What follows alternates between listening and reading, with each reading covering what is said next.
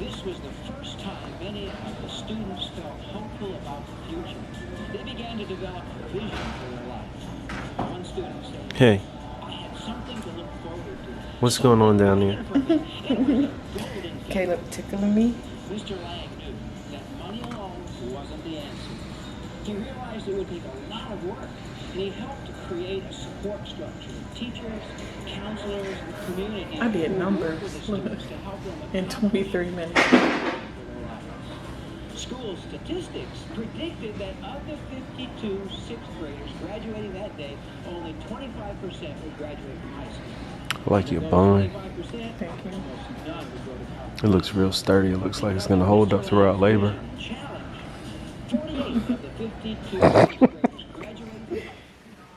Welcome on back, guys. It's your favorite around the way girl, Naturally Candace, and I am back. Finally, I am back. I am back with my new mom jugs. I am 2.5 months postpartum. Baby Caleb is here and he is waking up from his nap. So I'll be back for story time. Give me one.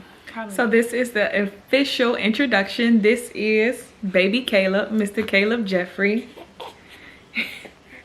Say hi. Oh, you want to say hi? Okay, okay, okay. Okay, say hi. Say hi. Everybody says he is the perfect mix of me and Alan. I think he just looks more like Alan. He has some of my features. Hi, poo-poo. Oh, that baby tired.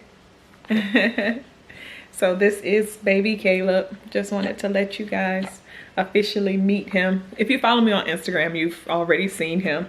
He has his own Instagram. His Instagram, I'll put it in the description box if you want to follow baby Caleb on his life as a baby. It's hard being a 2.5 month old.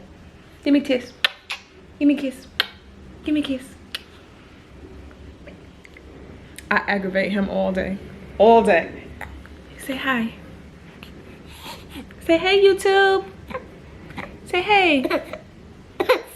Oh. End scene.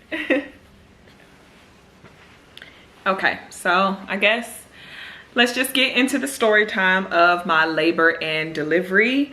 If you don't know, I was attempting a TOLAC or a VBAC. A TOLAC is a trial of labor after cesarean, or a VBAC, a vaginal birth after cesarean. I did have a C-section with the twins, so I really wanted to push Caleb out. There are a lot of different factors that play into a TOLAC and a VBAC.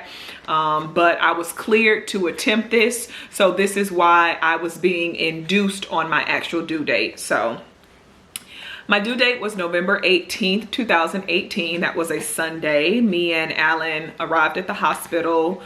We had to wait in triage for a little bit before they actually took us up to labor and delivery. So the plan for my induction was I was going to try the Foley bubble with a little bit of pitocin. And I had to do it that way because I was attempting a TOLAC, and there are certain things that they can do to try to help you jumpstart labor, but some things they can't do that they would normally do because there's a percentage, or not a percentage, but there's a chance that your uterus may rupture if they put too much stress on the uterus. So the plan that we had was I was going to try the Foley bubble with a little bit of pitocin. They checked my cervix and I was still barely 1 centimeter dilated. So we went ahead to attempt the Foley bubble. Now the Foley bubble is a long catheter, and it has like a balloon on each side that they insert it into your cervix, and then they fill it up with water to help get your body to release those hormones to get labor to start. Well, to get your uterus to start dilating. Not your uterus, but your cervix to start dilating. So it is very uncomfortable when they put the Foley bubble in, but they put my Foley bubble in at 2 p.m. Sunday afternoon. The longest you can have the Foley bubble in is 12 hours. So they inserted the Foley bubble, and I started to have some kind of cramping, a few little contractions, but you know, nothing really major. While I had the Foley bubble in, me and Alan would go out and walk the floor to try to help the Foley bubble really get going. Now, before they put the Foley bubble in, they let me know that there was like a 97 to 98% success rate. It helps to really jumpstart labor. When it is done correctly, you can go anywhere from 2 to 5 centimeters. And, you know, once you get to 3-4 centimeters, that it will automatically fall out on its own. You spitting up? So I had the Foley bubble in for the full 12 hours. It did not fall out for me. When they took it out, it was 2 a.m. Monday morning. This is the 19th. They took it out and the midwife checked my cervix. I was still barely 1 centimeter dilated.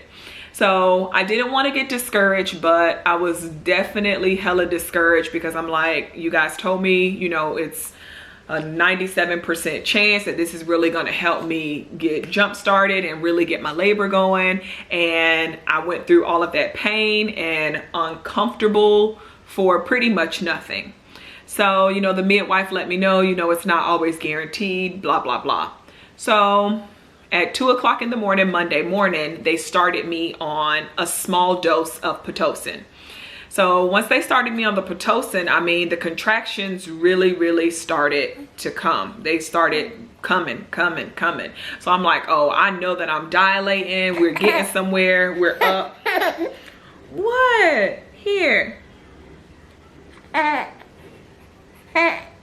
What, poo-poo? So I know that, you know, I'm thinking like, okay, I'm dilated. I'm really about to get moving. So the midwife comes in at about, I want to say noonish, maybe 1 p.m. She comes in to check my cervix now that I've been on pitocin for a couple of hours and I'm still barely 1 centimeter dilated. So she says she wants to go ahead and rupture my membranes, break my water to really help get my labor going. I was very skeptical about getting my water broken because I knew that once my water was broken, I would be on a time crunch to get him out. After a certain time, the risk of infection goes up for baby and myself. So my chances of C-section would go up as well. So I was very skeptical about it. Me and Alan talked about it and we were like, okay, you know what? They're saying that this is going to help get the labor going. I'm already on the pitocin, so I'm gonna go ahead and let them break my water. I've never had my water broken with the twins, so it was something really, it felt really weird to me. Like when she went up to break my water, it was like a huge gush of warm water. Like I just felt so nasty. It's kind of like, am I peeing on myself or what's going on? But she broke my water at about 1 o'clock and the contractions were really starting to turn up. They were really turning up. So at this point in time, my water's been broken. I'm on pitocin and I'm just chilling. So about 3-4 o'clock, a couple hours after she broke my water, the nurse and the midwife come in. They've been noticing some decelerations on the monitor when it comes to Caleb. That means there isn't consistency in his heart rate. It's kind of jumping high, jumping low, jumping high, jumping low, and they really don't like that. So now they want to insert a vaginal heart monitor and they want to insert a catheter to put water back into me and to help monitor him to see if he likes that better. Bless you. So at about, what time was this? About 4 o'clock, the midwife comes and she inserts this internal monitor and she is trying to insert this catheter to help put water back in there. Maybe they were thinking that that was the reason why Caleb's heart rate was all over the place. This was so uncomfortable. Like it was so much pain. I want you guys to know, in the middle of the midwife trying to put the catheter in, she gets a call and she's like, somebody is in active labor. They're pushing, they can't stop. So she pulls the catheter out and she says she has to come back to do it again. I'm like, oh my God, like I'm having contractions, like I'm uncomfortable. It's time for me to get my epidural. So once she leaves, the anesthesiologist comes in, they set me up, I get my epidural. I was a little worried about getting my epidural because they had a trainee with them.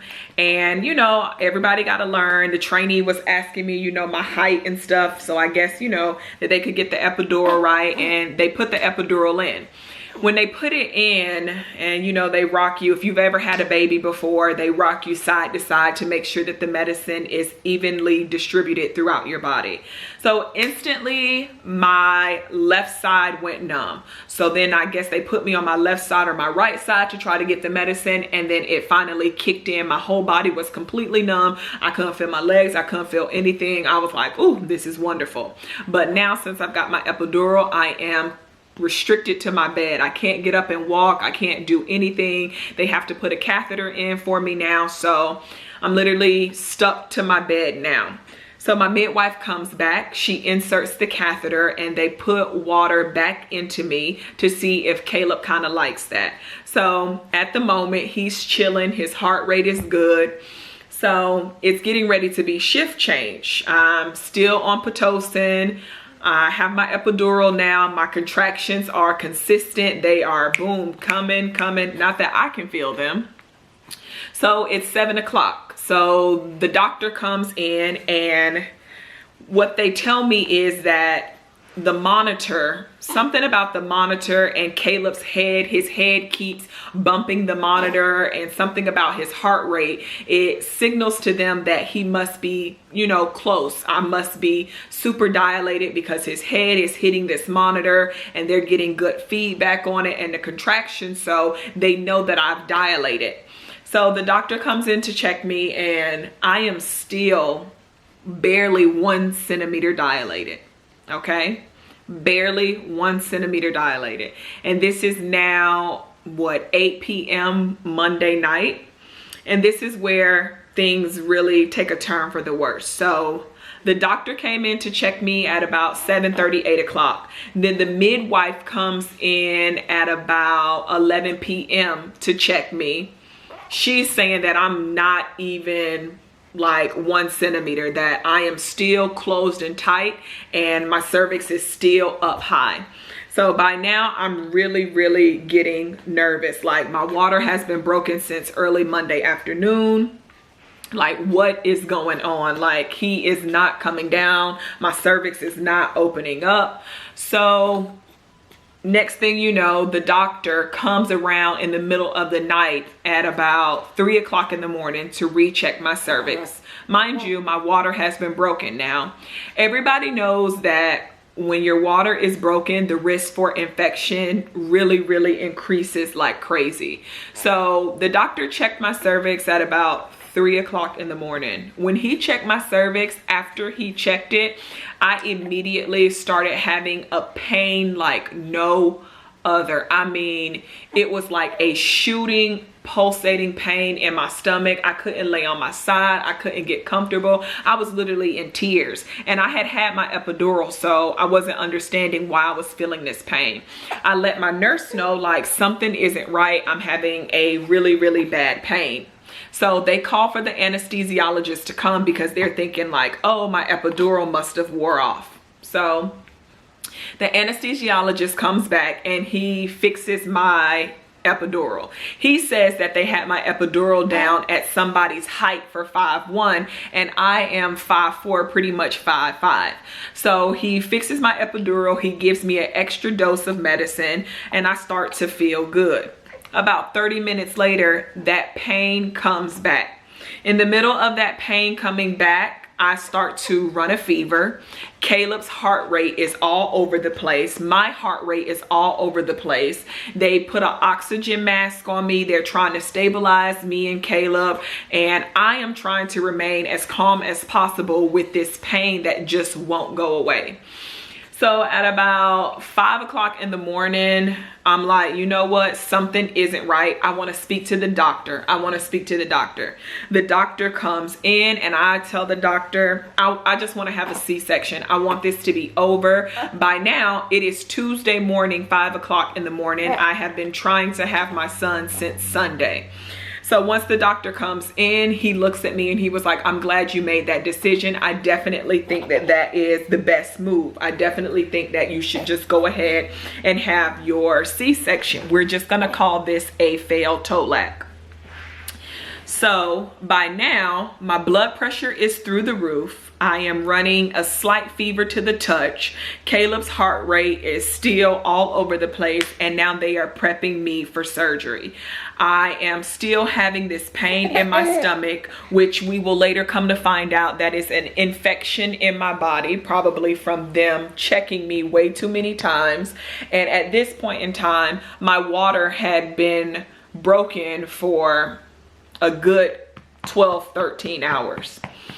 So they prep me for surgery. They get AJ all prepped up. I get my C-section, and the doctor is pulling Caleb out. Caleb was stuck, lodged into my cervix. His head was like stuck down in my cervix, that the doctor literally was like rocking the table trying to pull him out of me. So the doctor pretty much told me that there was no way that he was going to come through my cervix because of how he was stuck down in there. When they pulled Caleb out, his head was literally like the shape of a cone head. It was coming to a point. Like, no lie, AJ will tell you, me and him both were like, what the hell? But nonetheless, I had a healthy baby boy after all of that. He was 8 pounds, 7 ounces. He was 22 inches, and he was delivered via C-section. So after my C-section, we get up to, poo-poo.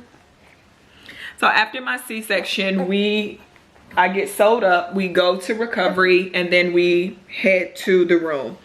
You know, everything is everything. Everything is, you know, really cool. I'm just recovering. I've had a C-section before, so I pretty much know what to expect. It's gonna be hell for the next couple of weeks, trying to get up, go to the bathroom, all of that stuff. So I had Caleb Tuesday morning. We were released to go home Thursday morning, which just happens to be Thanksgiving. The doctor came, he looked at my incision, he let me know what to do, what I needed to do, what were some red flags that I needed to look for if I needed to come back to the hospital. So we check out, we go home, you know, I'm at home, I'm barely being able to get up out the bed, you know, normal C-section stuff. This isn't, you know, nothing out of the ordinary. So I want to say Monday morning. So I got home, we got home that Thursday. I was home Thursday, Friday, Saturday, Sunday. Monday morning, I was supposed to go back to the hospital for them to check my incision. I wake up Monday morning, I notice that my incision is, a little part of my incision is kind of leaking, like some blood, pus, whatever you want to call it. So we go back to the hospital, they check the incision. They're saying that, oh, I had a lot of fluid built up in me from having surgery, that, you know, it was just trying to release itself. They were going to check it to see if it was infection, but they didn't think it was. So they packed it and they were like, okay, you know, just keep an eye on it. So when I was at the hospital, they also checked my blood pressure. My blood pressure was like 140/90.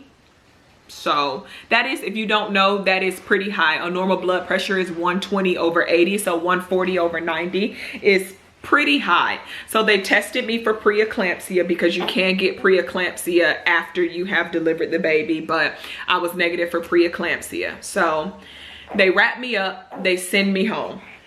Hey, poo-poo. Hey. So I want to say Thursday, I started feeling really, really bad. I was super swollen from the surgery. I couldn't even bend my legs. I had to have AJ literally help me to do everything. I'm trying to breastfeed and take care of Caleb, and I'm just not feeling like myself. Every time I lay down, my chest is hurting. I don't know if it's the fluids. It feels like I'm like drowning every time I try to lay flat. I'm like, something isn't right. Like, I'm lightheaded. I can hear my heartbeat in my ears, and I go to check my incision. Now another part of my incision has opened up, and it is definitely leaking pus. They sent me to the main hospital, and at the main hospital they ran all kind of tests, CAT scans, all kinds of stuff to make sure that I wasn't preeclampsia, I didn't have a blood clot breaking off into my lungs, all kinds of stuff. So they did all of that. Everything came back negative, but my blood pressure was like crazy at this point. It was like 190 over 100, something like that, something really crazy. So they were like super alarmed by my blood pressure. They were asking me, was my vision blurred? Was anything going on? I'm like, no, I don't notice any of that. So they test my incision, comes back, it is definitely infected. So they tell me that they have to admit me. They're going to start me on antibiotics, but they have to be through an IV. So they take me back over to labor and delivery, because that's where they're going to admit me, at labor and delivery, because the infection is from my C-section. So once we get back to labor and delivery triage, the midwife comes in and she is starting to look at my incision. Really starts to poke and prod at it, and she pokes it and pops my incision completely open on one end. Pus just starts to ooze out of it, okay? So then she proceeds to take scissors and she slices the rest of it open so it can heal properly. Talk about pain, okay? Talk about true pain. Like, I wasn't numb, I'm completely up. AJ and CJ are sitting to the left of me, and she just like took some scissors and ripped open my incision. So once she did that, the infection came out. They ended up packing the incision, wrapping it up, and they didn't admit me. They let me go home with blood pressure medication and of course some more antibiotics. So this is what? This is like a week out that since I've had CJ, that all of this has happened to my body. So now I am walking around with an open incision about this thick, and I have to go to the hospital every day for them to clean it and repack it and make sure that it's closing properly. So I ended up having to go to the hospital for almost 8 weeks after having Caleb, just for them to check on the incision. My incision now, Caleb is about to be 12 weeks. My incision literally just closed a few days ago, okay? I never in a million years thought that that would have happened to me, that my body would have shut down and would have got infected like that. It was absolutely crazy, and it was very, very traumatic. My postpartum was very traumatic. My body, I didn't even know what my body was doing. I couldn't even properly take care of Caleb like I wanted to. I had to rely on AJ for everything. It made breastfeeding so much harder. It made my recovery so much harder. And I really was thinking back to my delivery that all of this could have been avoided if I would have just let my body naturally do what it was supposed to do. I never should have let them induce me. I should have just waited for my body to let me know it was time to go into labor. I feel like all of that extra stress, the pitocin, the Foley bubble, all of that checking caused my infection, and it caused my body to really shut down. Like, they were trying to force my body to do something that my body physically wasn't ready to do. So it really was a scary, scary time for me. Like, it was something that I never would have imagined happen. I had a perfect pregnancy. I knew I was going to have a perfect delivery, a perfect recovery, and things just they just went crazy. They just got totally, I just feel like my birth got taken away from me. Like, the joy of my birth got taken away from me. I spent my labor worried about what my body was going to do, what was going on with my baby, and it was just not what I imagined.